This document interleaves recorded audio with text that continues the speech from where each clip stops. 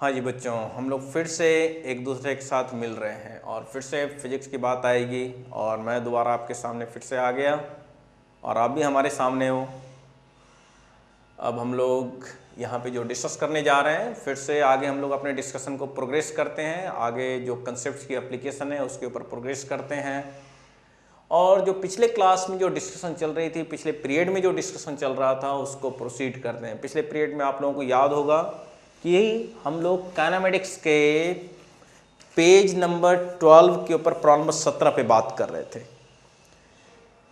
Page number 12 के problem number 17 पे बात कर रहे थे और दोबारा हम लोग इसी प्रॉब्लम की बात करते हैं। हमने आप लोगों को कहा था कि मैं हिंट थोड़ा सा दे दिया था, प्रॉब्लम को समझा दिया था कि प्रॉब्लम कैसे अटेम्प्ट लेना चाहिए आप लोगों को, क्या प्रॉब्लम है एक्चुअली, वो मैं तुम्हें समझा दिया था, आप लोगों को समझा दिया था।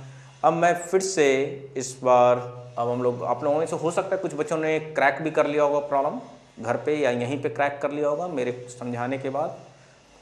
देखो, जब भी प्रॉब्लम को क्रैक करी जाती है उसमें सबसे ज़्यादा इंपॉर्टेंट क्या है? सबसे ज़्यादा इंपॉर्टेंट है प्रॉब्लम को समझना। यदि आप बिना प्रॉब्लम को समझे प्रोसीड करेंगे तो मोस्ट प्रोबेबली वो प्रॉब्लम क्रैक नहीं हो पाएगी। और यदि क्रैक सपोज हो भी जाती है, मतलब आपने सॉल्व भी कर लिया, आंसर भी अचीव कर लिया, but clear cut understanding problem की नहीं हो पाती है।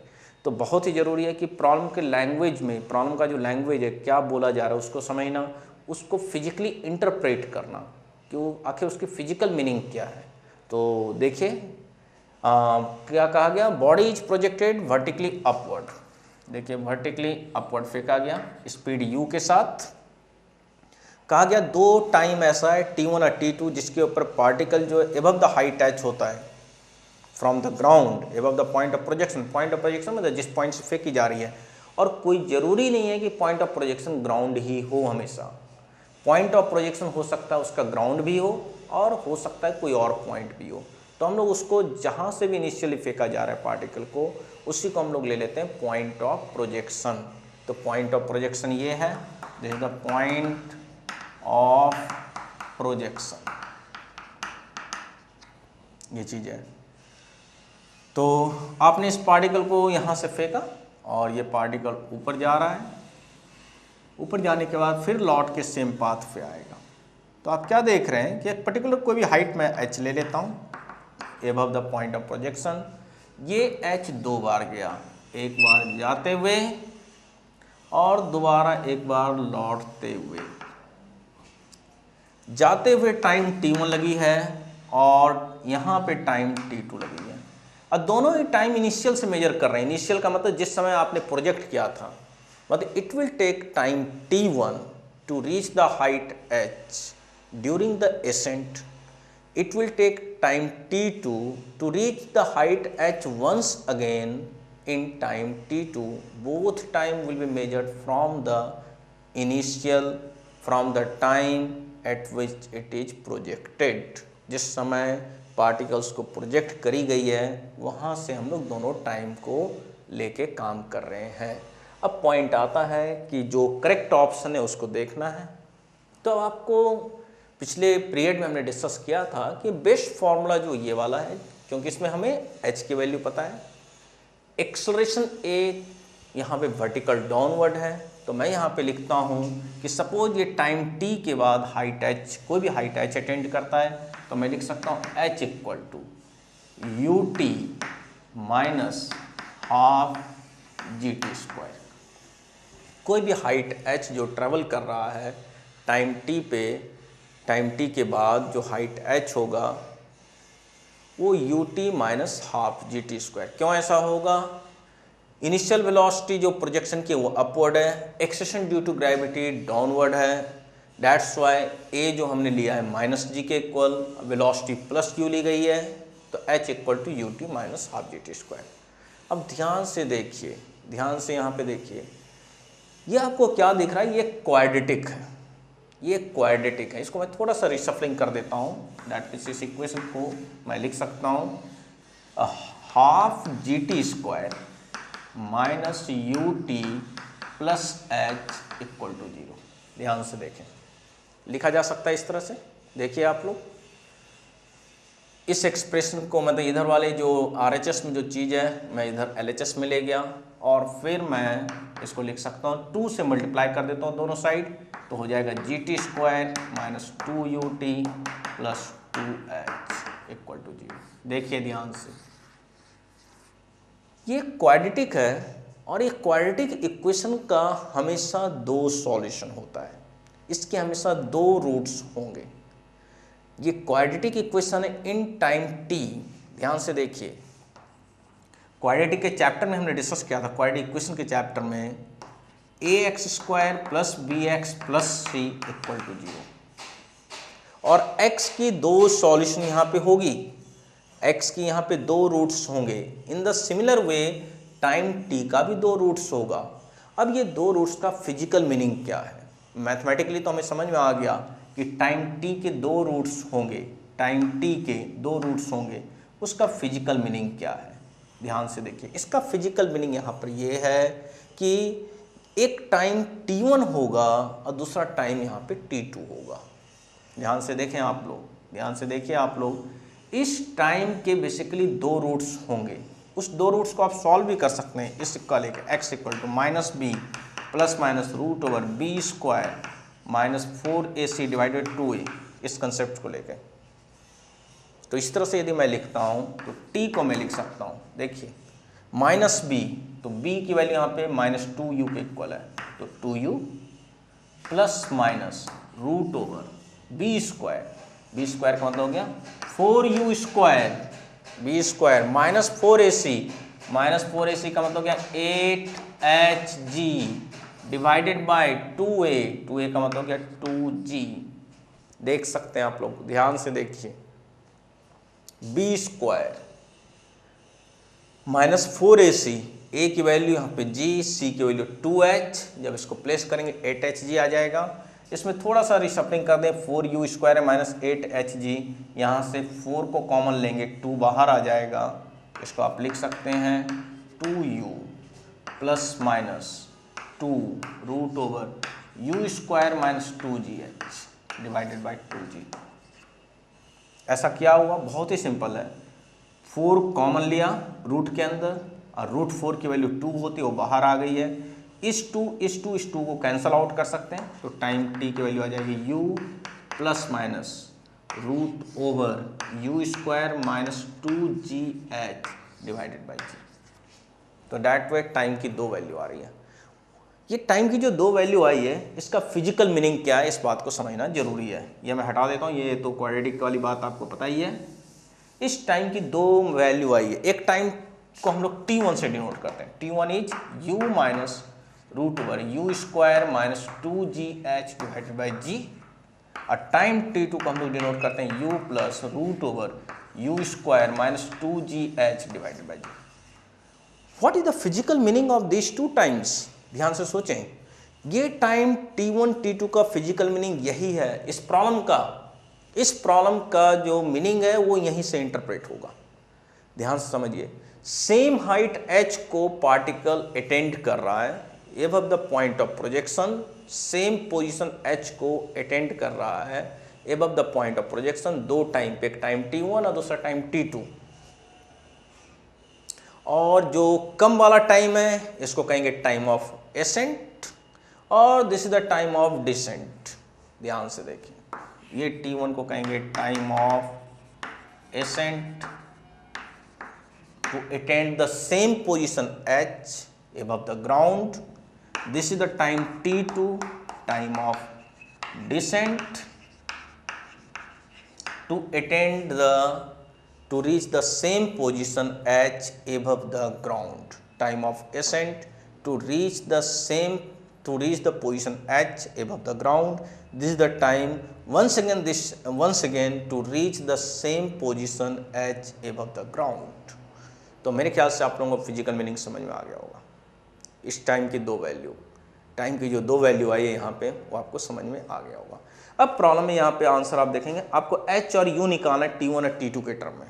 देखिए आप t1 और t2 के टर्म में, तो यहाँ पे देखा जाए, या तो आप क्या कर सकते हैं कि इन 2 टाइम को एडअप कर दें, इन 2 टाइम को एडअप कर, ये तो समझ आ गया कि t1 t2, ये जो t1 t2 है इस इक्वेशन के रूट्स हो गए। ये T1 T2 इस इक्वेशन के रूट्स हो गए। और जब रूट्स हो गए तो आपको पता ही है कि T1 plus T2 alpha plus beta ax square plus bx plus c equal to 0, इसके दो रूट्स होते हैं तो दो रूट्स का sum minus b by a और product of roots c by a. तो मैं इसी तरह से कहूंगा कि ये टाइम के दो रूट्स हो गए T1 और T2। तो मैं यहां पे ये कहूं कि T1 plus T2 will be equal to minus b by a, that means 2u by g। Hence u will come out how much, देख सकते हैं g by 2 into T1 plus T2। बड़ा आसान। आप ये चीज इन दोनों को एडअप करके भी ला सकते हैं, इन दोनों को एडअप करके भी ला सकते हैं। इसी तरह से आगे सोचे अल्फा बीटा मतलब T1 एंड T2 का प्रोडक्ट, T1 एंड T2 का प्रोडक्ट c बाई ए के इक्वल है, मतलब 2h बाई जी के है। उससे नेक्स्ट ऑप्शन आपका h आ जाएगा। नेक्स्ट जो कैलकुलेट करना है प्रॉब्लम में, जैसा कि आपको ऑप्शन में दिख रहा है h, तो आप h कैलकुलेट कर लेंगे, h कैलकुलेट कर लेंगे। फिर से मैं एक बार फोकस करता हूँ इस प्रॉब्लम पे। सबसे पहली बात, same position h above the ground टेंडेंट कर रहा है पार्टिकल, तो उसके लिए हमने ये एक काइनेमेटिक्स के अकॉर्डिंग लिखा इस फॉर्मूले को यूज करके, और x यहाँ पे पोजीशन है।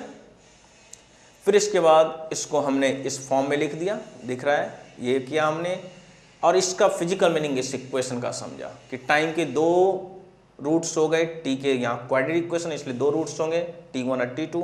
उस T1 T2 का फिजिकल मीनिंग क्या है ये हमने समझा, और ये अब तक आप लोगों ने नोट डाउन कर लिया होगा। अब मैं ये हटा देता हूँ, नोट डाउन कर लिया होगा सब लोगों ने।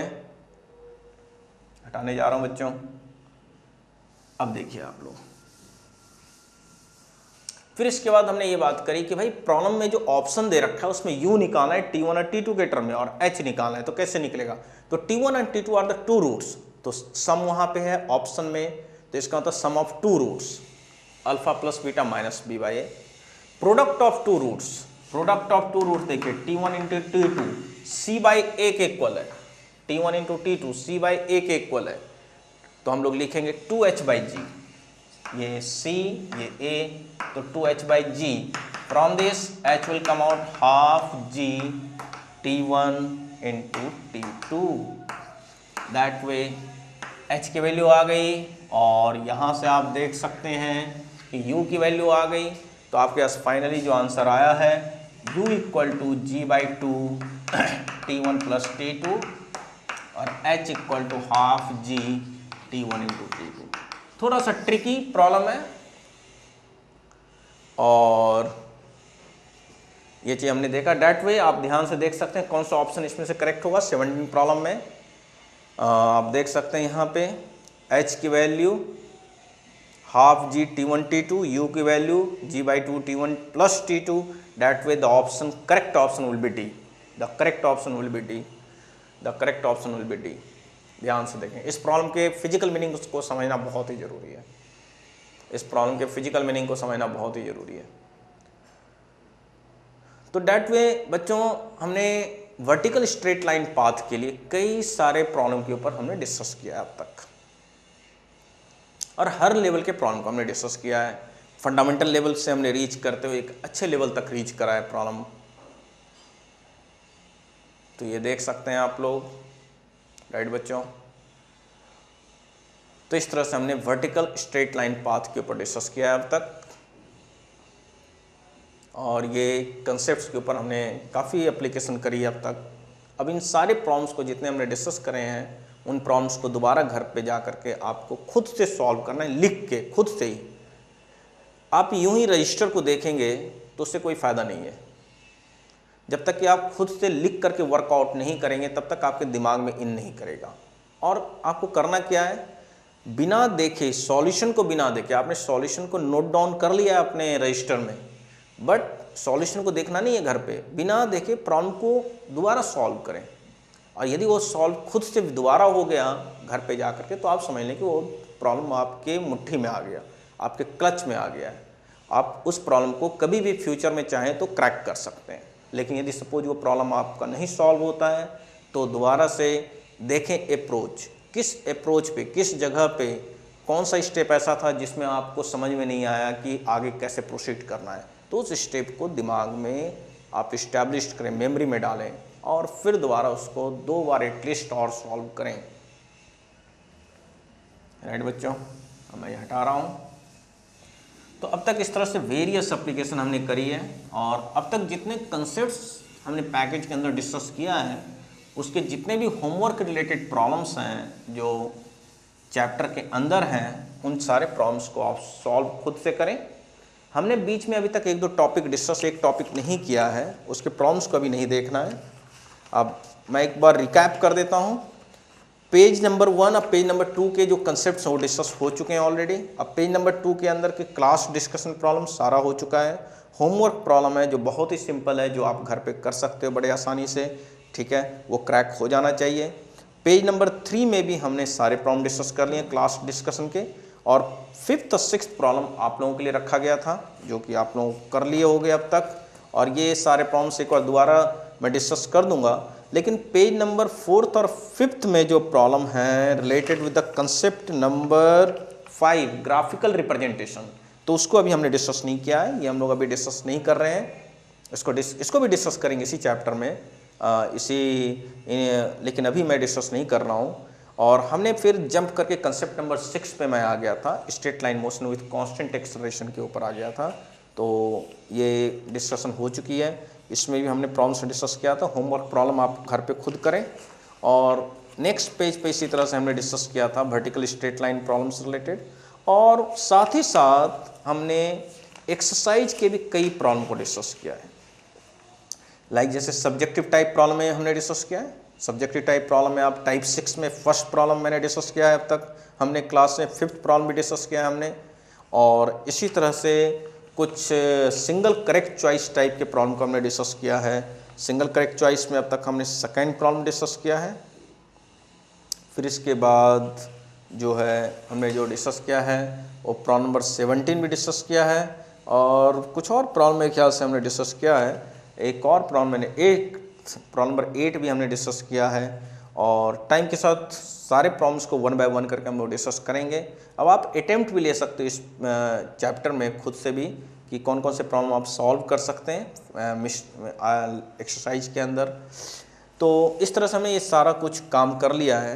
तो अब आगे प्रोसीड करने के पहले मैं फिर से दोबारा आते हैं हम लोग और कांस्टेंट एक्सेलरेशन के ऊपर दोबारा बात करते हैं कि कांस्टेंट एक्सेलरेशन से रिलेटेड जो हमने फॉर्मूले लिखे थे कि भाई कि v = u + at।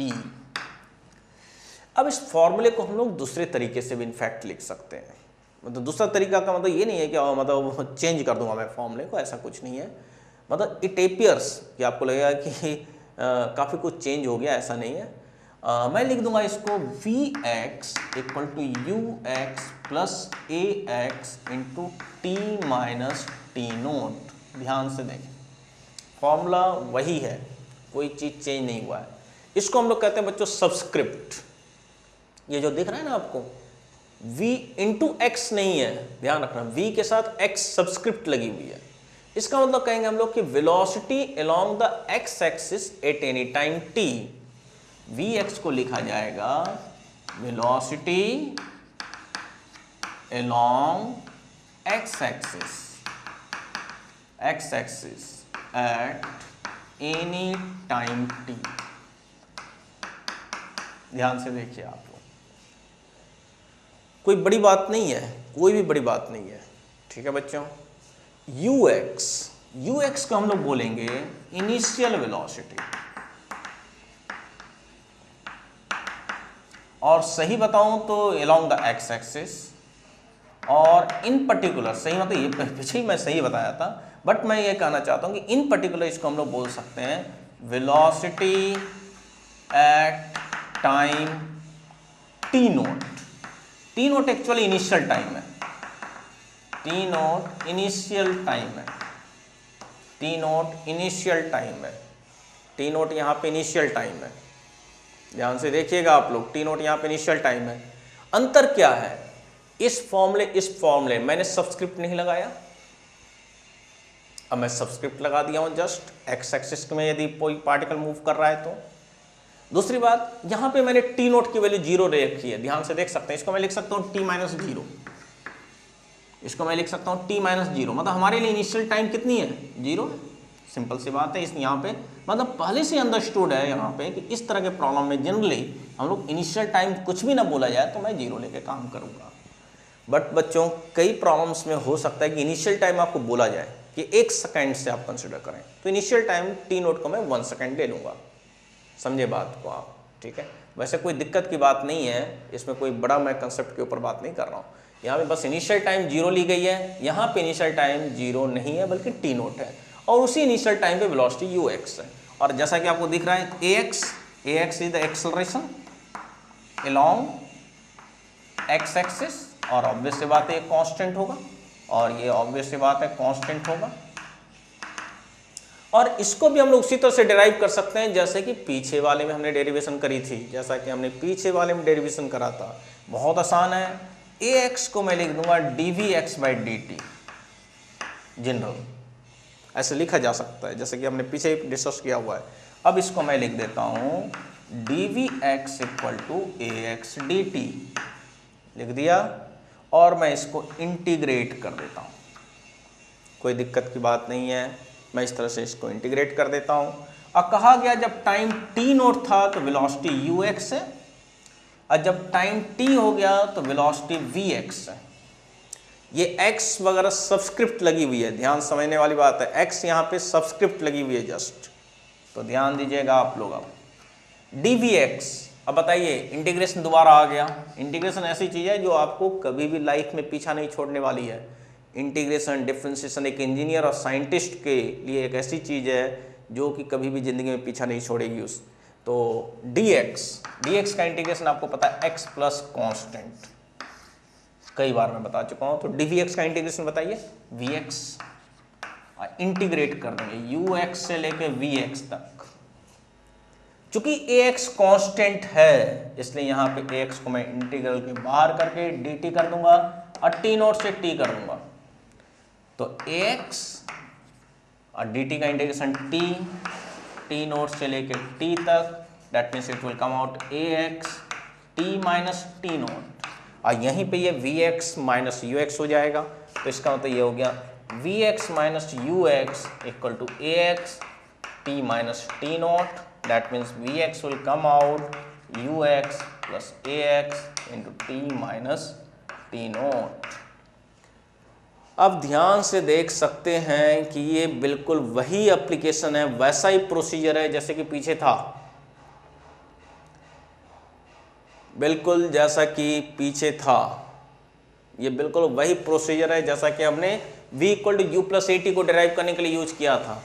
तो घबराने की बिल्कुल नहीं ज़रूरत है, पजल नहीं करें अपने माइंड को, और कंसेप्ट्स वही है, अप्रोच वही है, सब कुछ वही है, जस्ट हमने सबस्क्रिप्ट यूज किया हुआ है, और उस सबस्क्रिप्ट का मतलब है लॉन्ग एक्स एक्सिस वाली बात, और इनिशियल टाइम टी नोट मैंने ले लिया है। कोई डाउट, कोई घबराहट माइंड में नहीं आना चाहिए आपके, बात वही है। तो अब तक आपको ये समझ में आ गया होगा, राइट बच्चों? तो ये आपने नोट डाउन कर लिया होगा अब तक। सब लोग ध्यान से देख लीजिए। इंटीग्रेशन, डिफरेंशिएशन बिल्कुल टिप्स पे आपके होनी चाहिए, क्योंकि वो एक ऐसी चीज़ है जो being the scientist and engineer वो चीज़ आपको कभी पीछा नहीं छोड़ेगी। और मैथमेटिकल फॉर्मुलेशन फिजिक्स की वजह से हुई है। मैथमेटिकल फॉर्मुलेशन जो भी हुई है वो फिजिक्स की वजह से हुई है। तो मैं इस चीज़ को हटा देता हूँ। आप लोगों ने लिख लिया होगा। तो अब सबस्क्रिप्ट वाली बात आगे, जो फॉर्मूले मैं लिखने जा रहा हूँ उससे घबराहट आपके दिमाग में नहीं होनी चाहिए बिल्कुल भी। मैं सपोज आपको यही कहूँ कि इसको आप y एक्सिस के लिए लिखें, तो फॉर y एक्सिस क्या लिखा जाएगा, खुद सोचिए। y एक्सिस के लिए लिखेंगे vy equal to uy plus ay t minus t naught, ये आप लिखेंगे। टाइम का यहाँ पे आप tx ty नहीं लगाते, time is a scalar quantity, it's not the vector quantity.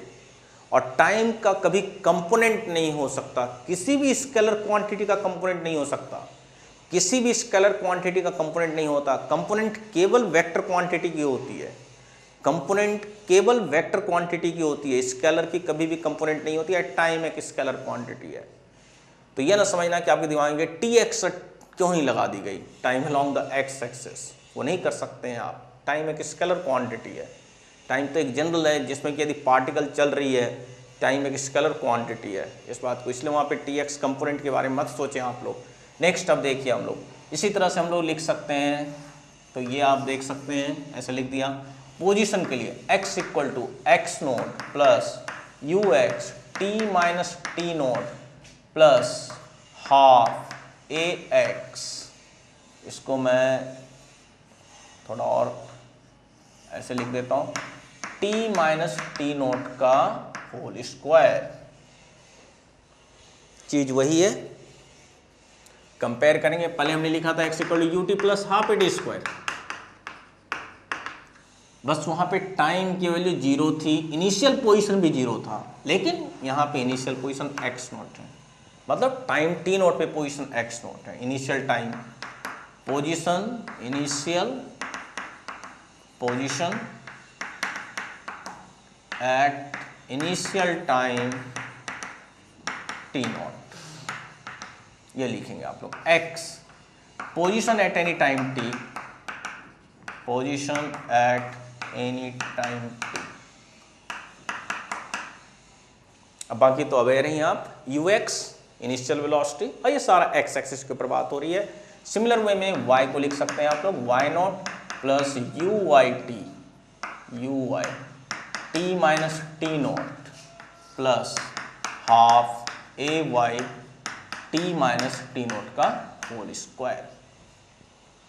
ये सारा पोजीशन है, राइट बच्चों। नेक्स्ट आपका जो है वो ये है, v square x equal to u square x plus 2ax into x minus x naught, v square y equal to u square y, y subscript में मल्टीप्लाई ना कर देना यू स्क्वायर के साथ, कुछ बच्चे मल्टीप्लाई कर देते हैं, 2a y y minus y naught, 2a y y minus y naught. ध्यान से देखें आप लोग, ध्यान से देखें सब लोग। तो फॉर्मूला, कंसेप्ट सब कुछ वही रहा, हमने प्रेजेंट करने का तरीका थोड़ा सा चेंज किया है। पजल्ड नहीं होना चाहिए, दिमाग में घबराहट नहीं आनी चाहिए, दिमाग में ऐसी कोई बात नहीं आनी चाहिए कि नई चीज़ आ गई है। बस ये है कि पुरानी चीज़ को हमने नए तरीके से रिप्रेजेंट किया है। जो पीछे हमने डिस्कस किया था कंसेप्ट्स को, उसको रिप्रेजेंट किया। कंसेप्ट्स वही है, सब कुछ वही है बच्चों, बस हमने नए तरीके से रिप्रेजेंट किया है। तो ये रिप्रेजेंटेशन आपके लिए अब कंफर्टेबल हो गया होगा, क्योंकि आगे हम लोग कुछ इसी तरह से प्रॉब्लम को हम लोग प्रॉब्लम में ऐसे अप्लाई करेंगे। इसलिए हमने अभी डेवलप किया इस कंसेप्ट्स को कि उन्हीं चीज़ों को आप नए तरीके से कैसे सोच सकते हैं। तो हमने बेसिकली कुछ भी नहीं किया है, पुरानी चीज़ों को नए तरीके से रिप्रेजेंट किया है। तो ऐसा है कि पुरानी बॉटल में हमने नई वाइन को डाल दिया है, ठीक है। तो हम लोग ये कहते हैं कि कहावत भी है कि पुरानी बॉटल नया शराब वही है और कुछ नहीं है। तो वही हमने किया है, बॉटल तो पुरानी ही है, कंसेप्ट्स वही है, प्रेजेंटेशन न्यू है। तो घबराहट बिल्कुल नहीं होनी चाहिए आपके माइंड में। तो इस तरह से हमने इन चीज़ों को अप्लाई किया है, उन्हीं चीज़ों को हमने प्रेजेंट किया है। तो माइंड में बिल्कुल आपकी डिस्टर्बेंस नहीं होनी चाहिए, आपके दिमाग में ज़रा भी हिचकोले नहीं होने चाहिए, बिल्कुल क्रिस्टल क्लियर फॉर्म में आपके माइंड में कंसेप्ट की इस्टेब्लिशमेंट होनी चाहिए। तो हम लोग आगे प्रोसीड करते हैं, आप लोगों को ये बिल्कुल समझ में आ गया होगा। अब इस तरीके से कई जगह पे ऐसा हो सकता है कि एक्स नोट की वैल्यू 0 तो एक्स नोट 0 डाल देंगे, टी नोट भी 0 तो टी नोट 0 डाल दिया, नॉर्मल फॉर्मूले में आप आ गए। या ऐसा भी हो सकता है कि टी नोट 0 हो बट एक्स नोट 0 नहीं हो, तो टी नोट 0 डाल दिया, बस एक्स नोट को यूज कर लिया हमने, ये चीज़ है। But most of the problem हम लोग टी नोट को 0 ही लेके काम करेंगे। मोस्ट ऑफ द प्रॉब्लम यदि कुछ भी ना बोला गया इनिशियल टाइम, तो take it initial time as the 0 time. और पोजीशन के बारे में भी कुछ नहीं बोली जाए तो you can take it as the initial position as the 0। आप इनिशियल पोजीशन को 0 लेके काम कर सकते हैं, कोई दिक्कत की बात नहीं है। तो हम लोग अब इन चीज़ों को कैसे अप्लाई करेंगे, तो देखिए अब आप लोग, मैं कुछ पुराने ही प्रॉब्लम को अप्लाई करूंगा, उसे सॉल्व करूंगा, पुराने ही प्रॉब्लम का मैं सॉल्व करूंगा, एक प्रीवियस प्रॉब्लम को ही मैं लेके सॉल्व करूंगा। इसमें कोई ऐसी घबराहट नहीं आनी चाहिए। देखिए बच्चों, अब मैं एक प्रॉब्लम ले रहा हूँ पेज नंबर 6 में कि इसको और कैसे सॉल्व किया जा सकता है। ध्यान दीजिए, प्रॉब्लम नंबर पेज नंबर 6 पीके पेज नंबर 6 ये पुरानी मूवी में काफ़ी ज़्यादा यूज किया जाता था नेम के साथ पीके, तो वही है। वैसे पी का मतलब यहाँ पे फिजिक्स, के का मतलब काइनेमेटिक्स, तो हम लोग पीके 6 में है, तो उसमें हम लोग प्रॉब्लम नंबर 3 के ऊपर बात करने जा रहे हैं दोबारा से। तो आइए अब आप लोग, तो पीके 6, ठीक है। किसी एक मूवी में अमिताभ बच्चन जी का नाम था पीके श्रीवास्तव, कुछ ऐसा था। वो मूवी बहुत ज़्यादा हिट हुई थी, बहुत ज़्यादा चली थी, और बहुत अच्छे तरीके से वहाँ पे बच्चन साहब ने रोल निभाया था। तो जहाँ तक मुझे याद आ रहा है, हो सकता है मैं गलत में हूँ, मूवी का नाम मेरे ध्यान में नहीं आ रहा, उसमें धर्मेंद्र जी भी थे, और उसमें बच्चन साहब प्रोफेसर थे, बॉटनी के प्रोफेसर थे। बहुत अच्छी मूवी थी वो, बहुत अच्छी मूवी थी। आप भी यदि नहीं देखा है आपने तो आप देख सकते हैं कभी अपने पेरेंट्स के साथ, पेरेंट्स को बताइए। अब मैं फिर से चल रहा हूँ, अब बात करते हैं हम लोग कंसेप्ट्स के ऊपर। तो पेज नंबर 6 में, पीके 6 में देखिए, तो 3rd प्रॉब्लम पे, a particle is projected from a मीनार of height 40 meter with a speed 10 meter per second vertical upward. तो ये मीनार है, ये आपकी मीनार है इस तरह से। आप कुतुब मीनार, दिल्ली में कुतुब मीनार है, कुतुबुद्दीन ऐबक ने बनाया था कुतुब मीनार को, कुतुबुद्दीन ऐबक ने बनाया था इस मीनार को। वैसे प्रॉब्लम में है कुतुब मीनार नहीं है, कोई मीनार हो सकता है। तो एक मीनार है जिसकी हाइट 40 मीटर है, और वहाँ से आपने एक पार्टिकल को फेंक दिया 10 मीटर पर सेकेंड से।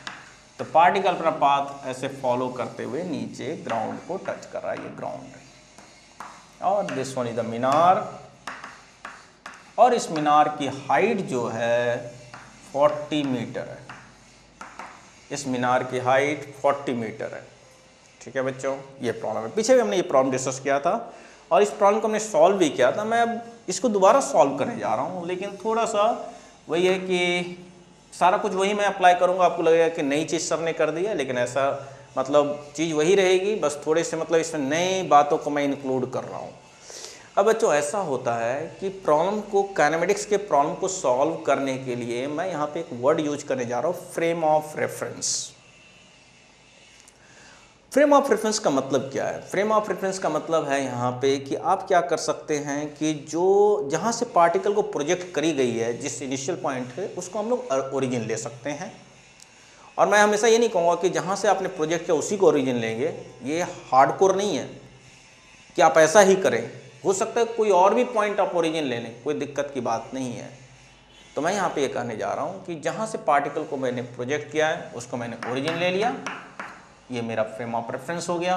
और वर्टिकल अपवर्ड डायरेक्शन को मैं पॉजिटिव ले लेता हूँ। यदि वर्टिकल अपवर्ड डायरेक्शन पॉजिटिव ले लेता हूँ तो डाउनवर्ड सारी डायरेक्शन जो भी होगी वो निगेटिव हो जाएगी। ध्यान से देखिए, ध्यान से देखिए। और मैं इसको सपोज वाई एक्सिस भी ले सकता हूँ, कोई दिक्कत की बात नहीं है। पॉजिटिव वाई एक्सिस मतलब अपवर्ड को मैं यहाँ पे पॉजिटिव वाई एक्सिस ले लिया। राइट बच्चों, मैंने ये कर दिया। अब पार्टिकल कैसे जा रहा है, यहाँ से ऐसे गया, लौट के दोबारा यहाँ पे आ गया। आपको निकालना क्या है कि कितने देर के बाद लौट के आएगा। तो मैं अब लिखने जा रहा हूँ, ये हमारा फ्रेम ऑफ रेफरेंस है और कोई ज़रूरी नहीं है बच्चों की फ्रेम ऑफ रेफरेंस हमेशा यही हो, ऐसा कोई ज़रूरी नहीं है, आप ध्यान में रखें। कोई ज़रूरी नहीं है कि हमेशा यही फ्रेम ऑफ रेफरेंस। मैंने अपना एक फ्रेम ऑफ रेफरेंस ये चूज कर लिया, आप कोई और भी ले सकते हैं। फ्रेम ऑफ रेफरेंस का मीनिंग जस्ट ये होता है कि एक इनिशियल पोजीशन आप स्पेसिफाई करें क्या है।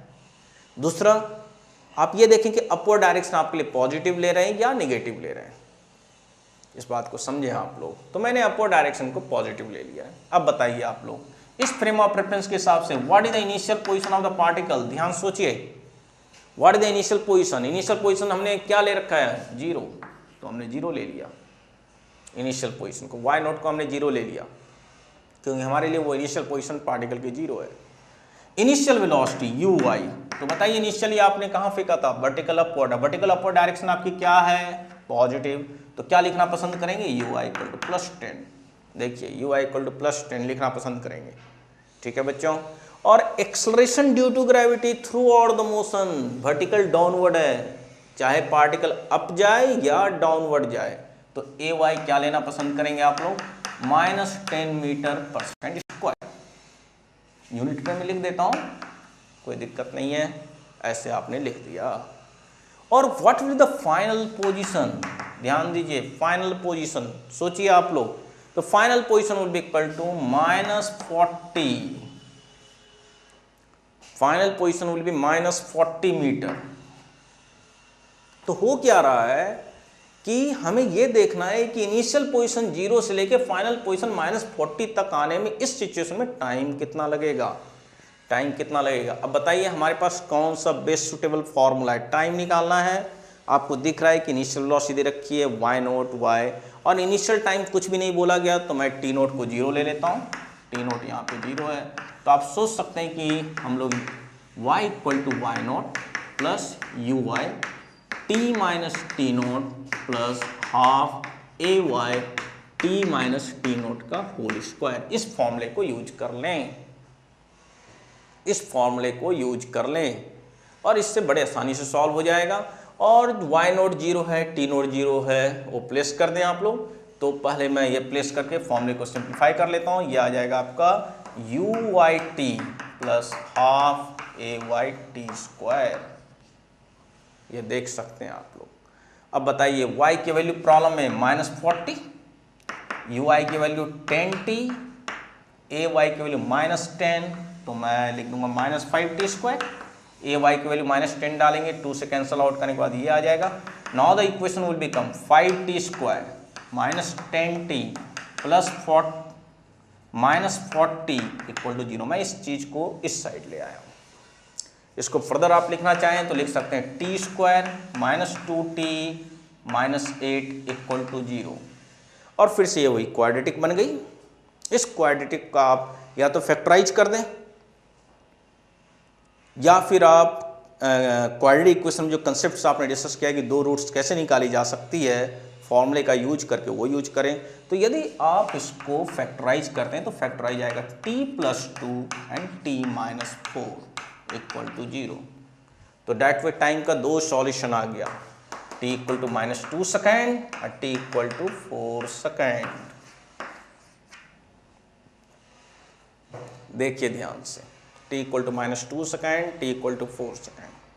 एक निगेटिव टाइम है, एक पॉजिटिव टाइम है। अब मैं यहाँ पे बहुत ही एक इम्पॉर्टेंट कंसेप्ट के ऊपर बात करने जा रहा हूँ, बहुत ही एक इम्पॉर्टेंट कंसेप्ट के ऊपर बात करने जा रहा हूँ कि इनमें से क्या दोनों सॉल्यूशन एग्जिस्ट करेगा, क्या इनमें से एक सॉल्यूशन होगा, क्या इनमें से नेगेटिव टाइम नहीं होगा, पॉजिटिव टाइम होगा। ध्यान से सुनना आप लोग, बच्चों के दिमाग में हमेशा होता है कि नेगेटिव टाइम एग्जिस्ट ही नहीं करती, बिल्कुल ऐसा नहीं है। नेगेटिव टाइम का मतलब क्या है, जैसे मैं आज बात करूं कि आज मैं लेक्चर को जो दे रहा हूं आज की डेट में, सपोज आज का कोई डेट है x, मैं आज की डेट के रिस्पेक्ट में बात करूं तो मैं कल को बोलूंगा -1 डे। मैं यदि आज के डे को मैं 0 ले लेता हूं तो कल के दिन को मैं ले लेता हूं तो +1 डे। मैं यदि मैं 2 दिन पहले की बात करूं तो उसको मैं बोलूंगा -2 डे। कहने का मतलब क्या है कि टाइम इसके ऊपर डिपेंडेंट है यहाँ पे कि आप फ्रेम टाइम का क्या चूज कर रहे हैं। टाइम का आपका फ्रेम क्या है। टाइम का आपका फ्रेम 0 है आपके लिए इस प्रॉब्लम में। टाइम 0 यदि आपने शुरू में चूज कर लिया है तो डेफिनेटली टाइम प्रोग्रेस करती है, तो -2 सेकेंड तो हो ही नहीं सकता आपका, 4 सेकेंड यहाँ पे आंसर रहेगा। The correct answer will be 4 second, क्योंकि टाइम तो प्रोग्रेस करती है। -2 सेकेंड का मतलब है कि प्रोजेक्ट जिस समय करा उसके 2 सेकेंड पहले, तो वो तो है ही नहीं यहाँ पे। आपको बोला गया है कि प्रोजेक्ट करने के बाद कितने देर के बाद, तो कितने देर के बाद, तो इसका मतलब 4 सेकेंड के बाद पार्टिकल गिरेगा। और ये जो भी -2 सेकेंड ये बता रहा है कि प्रोजेक्ट करने के 2 सेकेंड पहले जो हैपनिंग थी, ये इसके बारे में बात कर रहा है, जिसका इस प्रॉब्लम से कोई लेना देना नहीं है, इसलिए इसका ये सॉल्यूशन नहीं होगा। आप अपने माइंड में लेके चलें, नेगेटिव टाइम का मतलब होता है, नेगेटिव टाइम का मतलब पास्ट, एक्चुअली नेगेटिव टाइम का मतलब पास्ट, पीछे की बात कर रहा है। यदि मैं अभी के टाइम को 0 लेता हूँ, अब पॉजिटिव टाइम है, तो इसका मतलब आने वाली टाइम की बात कर रहा है, राइट बच्चों। तो that what is the time of flight, 4 second. What is the time of flight, 4 second. What is the time of flight बच्चों, 4 सेकेंड। निगेटिव टाइम यहाँ पे कंसिडर नहीं रहेगा, ये नॉन रियल सॉल्यूशन है, समझे बात को। मैं इसी प्रॉब्लम को दोबारा डिस्कस करूंगा नेक्स्ट पीरियड में कोई और फ्रेम ऑफ रेफरेंस लेकर के, तब तक इस बात को आप समझें, नोट डाउन कर लें या समझे बात को, राइट बच्चों। तो इस तरह से हमने ये बात करी है। अब नेक्स्ट पीरियड में मैं इसी प्रॉब्लम को डिस्कस करूंगा दोबारा, by taking different frame of reference and the answer will come out same, definitely ऐसा हो नहीं सकता, राइट बच्चों। तो इस तरह से हम लोग इस प्रॉब्लम को समझें, आपको निगेटिव टाइम का मतलब समझें, पॉजिटिव टाइम का मतलब समझें। पॉजिटिव, यदि मैं टाइम 0 भी लेता हूँ तो पॉजिटिव टाइम का मतलब हो गया कि बेसिकली फ्यूचर की बात हो रही है।